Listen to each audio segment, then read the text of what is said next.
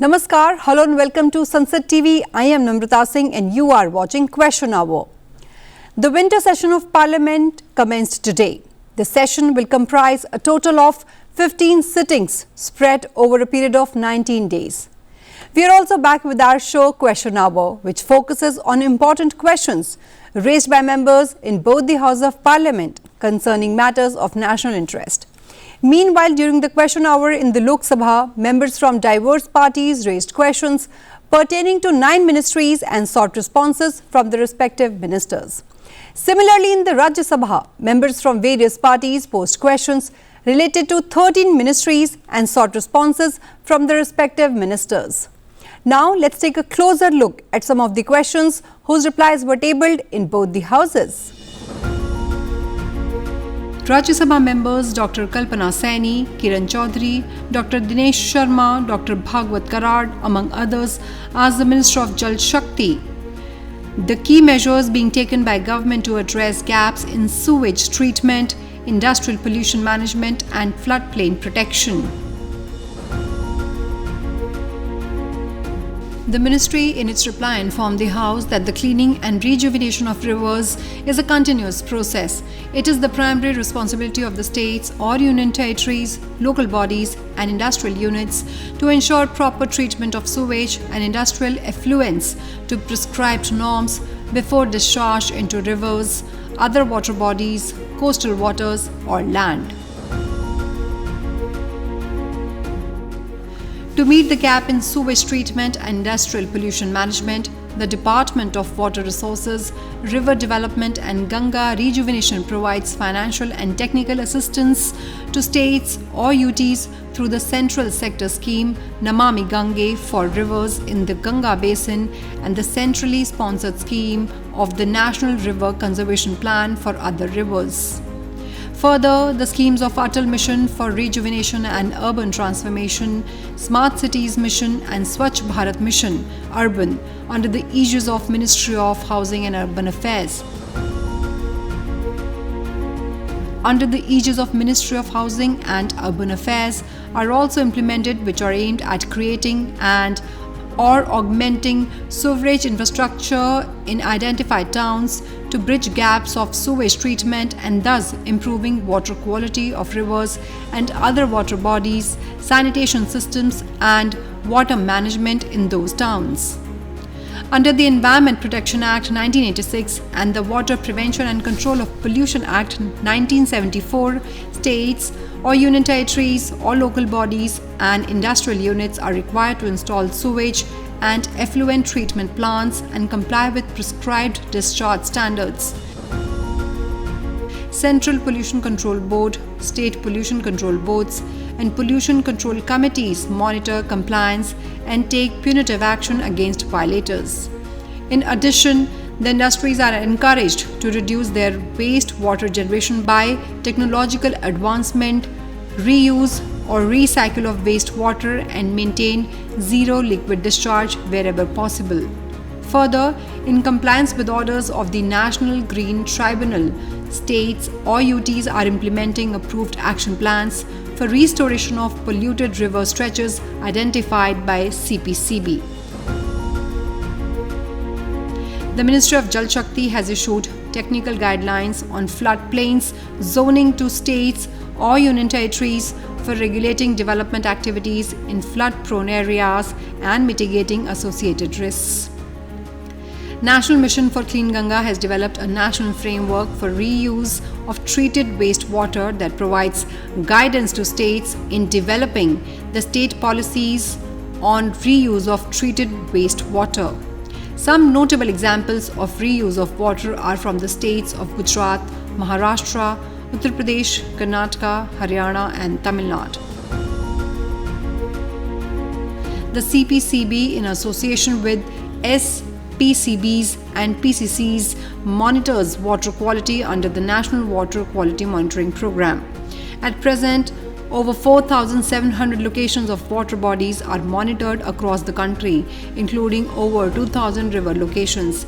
Implementation of restoration plan of polluted river stretches is reviewed by river rejuvenation committees at the state level and central monitoring committee at the central level.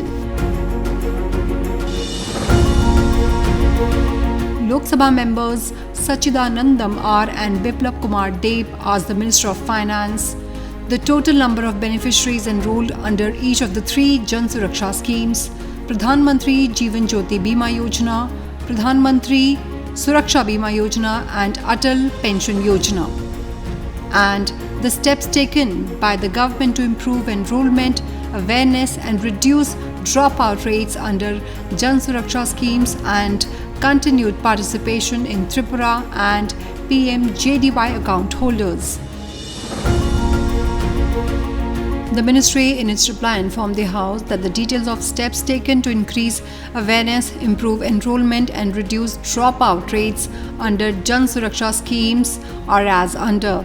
In order to increase coverage under PMJJBY, PMSBY, regular campaigns were held at grassroots level with active participation of banks and local administration. Recently, a 4-month financial inclusion saturation campaign was launched across the country in 2.70 lakh gram panchayats and urban local bodies from 1st July 2025 to 31st October 2025. To achieve saturation in PMJJBY and PMSBY camps were organized at Gram Panchayat level and ULBs by banks, providing residents with direct access to information and assistance for enrolling in the scheme.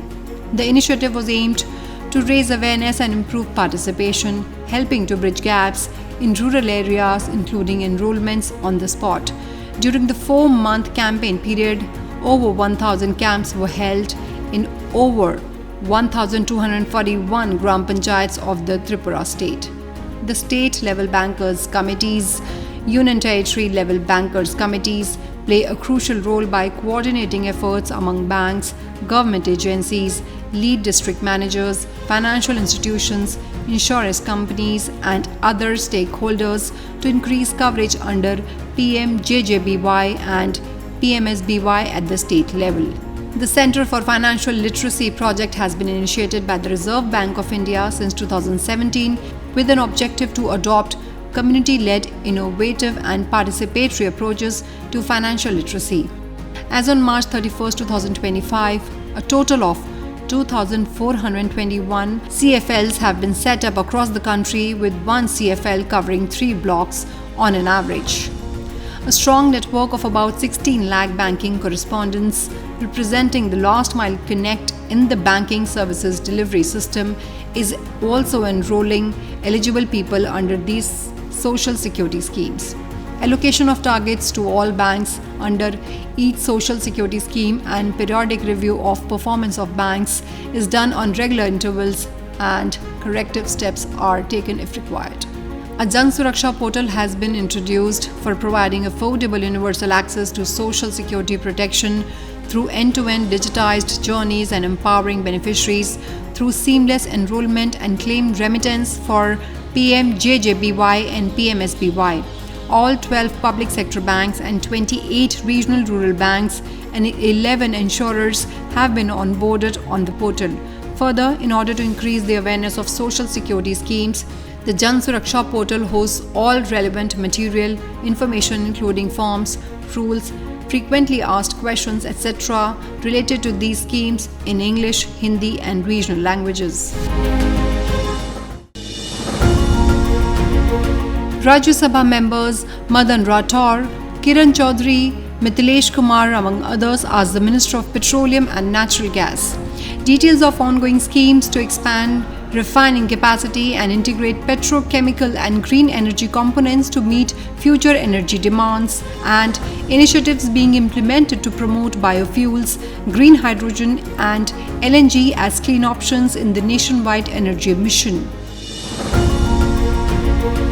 The ministry in its reply informed the House that the current total refining capacity of the country is 258.1 million metric ton per annum, which is projected to increase to over 300 million metric ton per annum by 2030.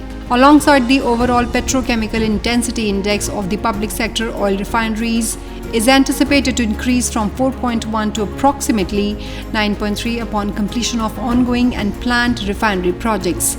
Government has implemented various initiatives to promote biofuels, green hydrogen and liquefied natural gas, which inter alia include achieving 20% ethanol blending under the ethanol blending program and broadening the scope of feedstock to enhance the availability of ethanol. The Pradhan Mantri Jaiv Indhan Vatavaran Anukul Fasal Avashesh Nivaran Yojana has been launched to provide financial assistance for setting up projects for advanced biofuels, including sustainable aviation fuel. For the promotion of compressed biogas, the Sustainable Alternative Towards Affordable Transportation scheme has been launched, and schemes like biomass aggregation machinery and direct pipeline infrastructure have been introduced to support biomass aggregation and to connect CBG plants to the existing pipeline network. National Green Hydrogen Mission has been launched with the objective of production of 5 MMTPA green hydrogen by 2030. Government has also taken various steps to augment the availability of LNG for various sectors, which inter alia includes establishment of LNG infrastructure including LNG terminals and LNG stations.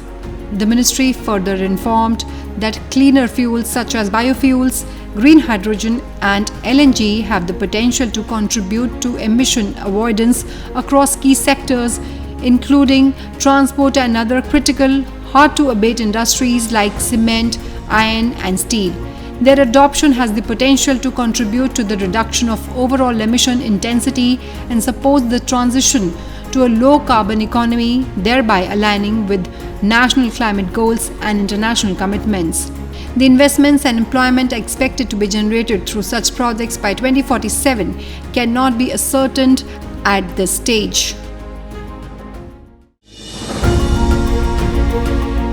Lok Sabha members Bidyut Baran Mehto and Lumbaram Chaudhary asked the Minister of Education the details of current status of digital classroom infrastructure and teacher training under the Samagra Shiksha Abhiyan and whether any assessment has been made to measure learning outcomes achieved under the Abhiyan and if so, the details thereof.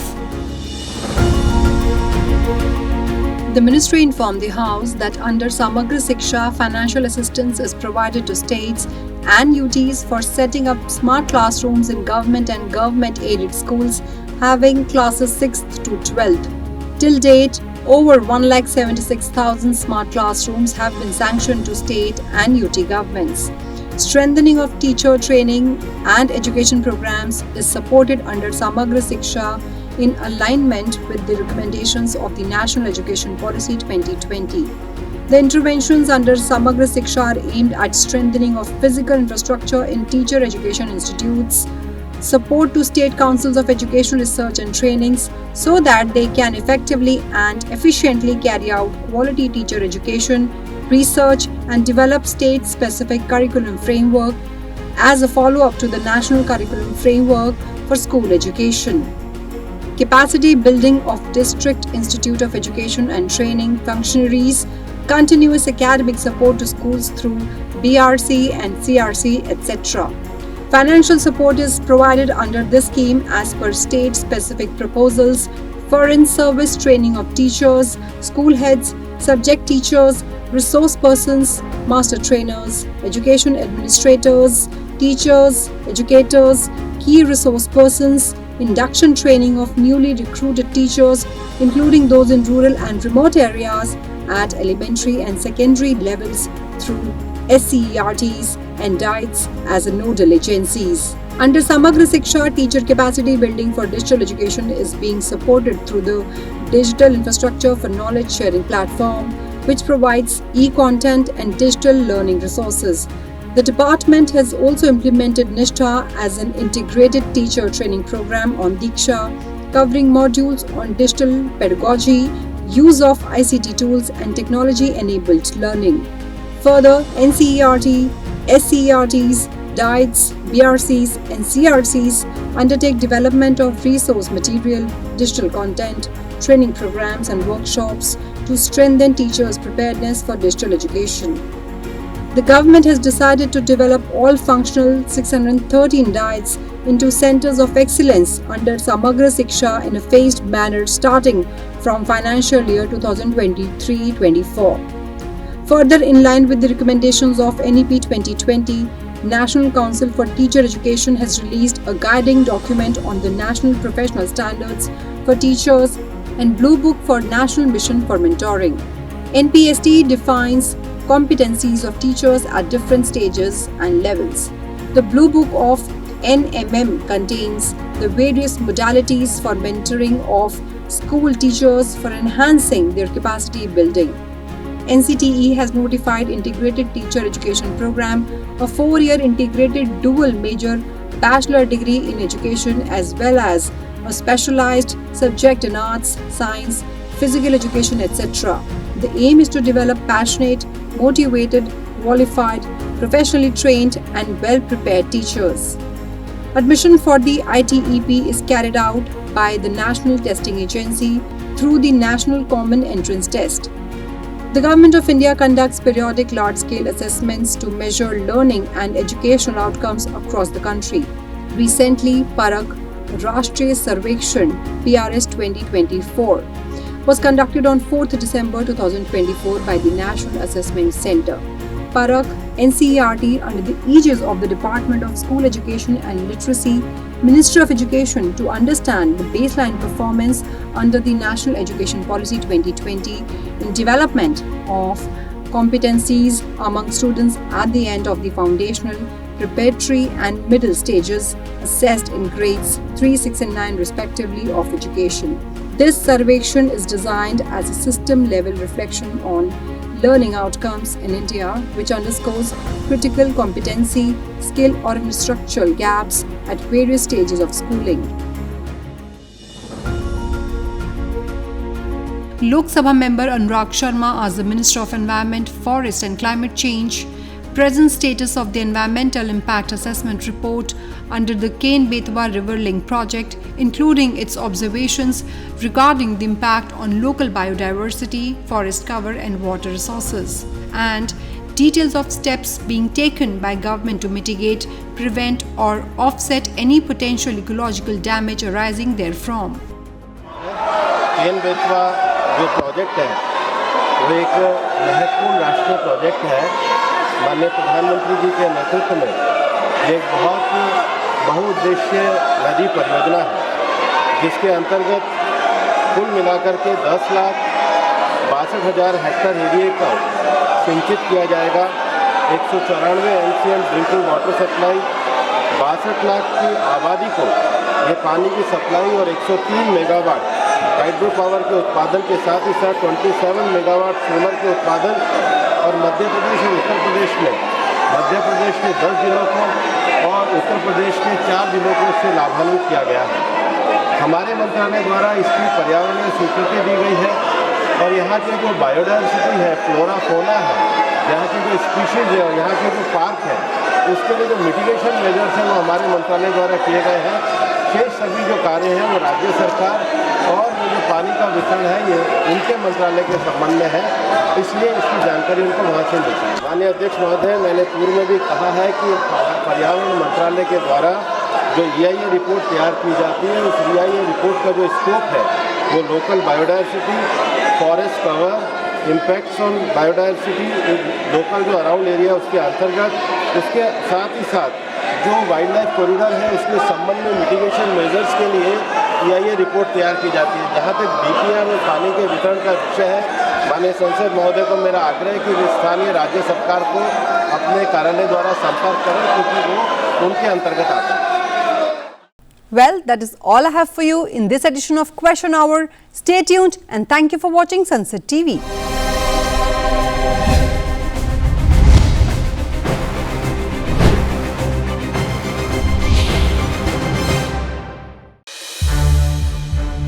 संसद TV के और भी programmes देखने के लिए subscribe करें हमारा YouTube channel और हाँ, इन्हें लाइक और शेयर करना ना भूलें।